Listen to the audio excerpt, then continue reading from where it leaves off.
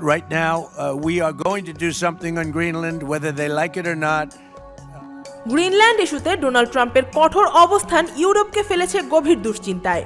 পরিস্থিতি এমন দাঁড়িয়েছে যে ইউরোপীয় নেতারা বুঝে উঠতে পারছেন না এই হুমকি মোকাবিলা করবেন কিভাবে।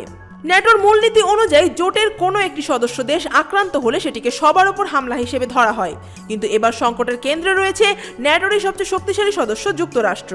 আর হুমকির মুখে ন্যাটোর আরেক সদস্য দেশ ডেনমার্কের স্বায়ত্তশাসিত অঞ্চল গ্রিনল্যান্ড। হোয়াইট হাউসে দ্বিতীয় মেয়াদে ফিরে ট্রাম্প ইউরোপের বহুদিনের নিরাপত্তা বিশ্বাসে বড় ধরনের ধাক্কা দিয়েছেন। গ্রিনল্যান্ডের নিয়ন্ত্রণ নেওয়ার হুমকি দিয়ে তিনি ন্যাটোকে ঠেলে দিচ্ছেন নজিরবিহীন এক সংকটে। গত মঙ্গলবার হোয়াইট হাউস জানায়, গ্রিনল্যান্ড ইস্যুতে প্রেসিডেন্ট সব ধরনের বিকল্প বিবেচনা করেছেন। প্রয়োজনে সামরিক শক্তি ব্যবহারের সম্ভাবনাও পুরোপুরি নাকচ করা হয়নি। ট্রাম্পের উপপ্রধান স্টাফ স্টিফেন মিলার সিএনএনকে বলেন, আমরা একটি পরাশক্তি এবং আমরা পরাশক্তির মতোই আচরণ করব।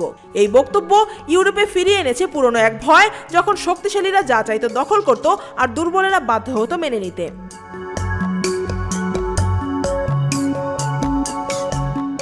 মার্কিন পররাষ্ট্রমন্ত্রী মার্কো রুবিও পরিস্থিতি সামাল দেওয়ার চেষ্টা করে বলেন, ট্রাম্প প্রশাসন মূলত গ্রিনল্যান্ড কেনার বিষয়টি ভাবছে। তবে ডেনমার্কের প্রধানমন্ত্রী মেটে ফ্রেডেরিকসেন কড়া সতর্কবার্তা দিয়েছেন। তিনি বলেছেন, যুক্তরাষ্ট্র যদি ন্যাটোর আরেক সদস্যের বিরুদ্ধে সামরিক পদক্ষেপ নেয়, তাহলে ন্যাটো সহ দ্বিতীয় বিশ্বযুদ্ধের পর গড়ে ওঠা পুরো নিরাপত্তা কাঠামো ভেঙে পড়বে। এই সংকটে ইউরোপের বেশিরভাগ নেতা প্রকাশ্যে নীরব, কারণ বাস্তবতা কঠিন। যুক্তরাষ্ট্র আগের মতো নির্ভরযোগ্য নাও হতে পারে, কিন্তু এখনও ইউরোপের জন্য অপরিহার্য।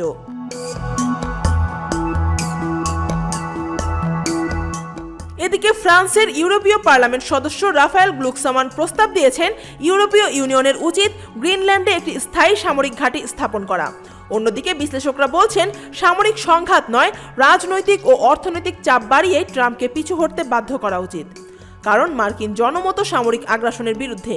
এক জরিপে দেখা গেছে, মাত্র 7% মার্কিন নাগরিক গ্রিনল্যান্ড দখলে সামরিক শক্তি ব্যবহারের পক্ষে। ইউরোপের আশা, সময় গড়ালে ট্রাম্পের আগ্রহ কমে যেতে পারে। তবে ব্রাসেলস, লন্ডন ও ন্যাটো সদর দপ্তরের কর্মকর্তাদের আশঙ্কা ভিন্ন। তাদের মতে, এবার ট্রাম্প শেষ দেখা না দেখে থামবে না। News desk, Dhaka watch.